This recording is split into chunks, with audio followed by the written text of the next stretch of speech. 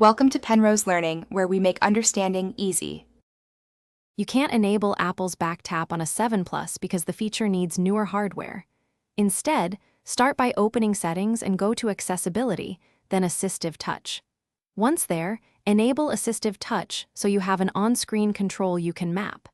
This gives you a fast access substitute that triggers actions without using a rear tap sensor. Make sure your iOS is up to date. If it's not, update first so Assistive Touch has all customization options available and behaves predictably. Now customize Assistive Touch.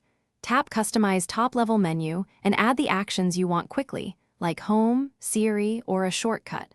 Then choose Create New Gesture to record a simple tap sequence. Name it something like Back Substitute.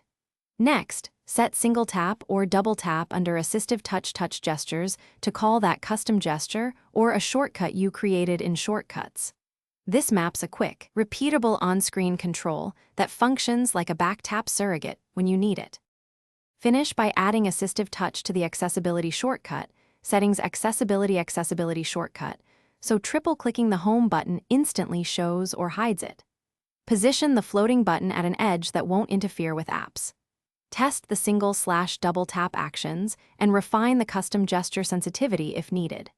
If the substitute misfires, restart the phone, recreate the custom gesture, and confirm your shortcut's permissions. This fixes most mapping or responsiveness problems quickly. Thanks for watching. If this was helpful, leave a like and consider subscribing. See you next time.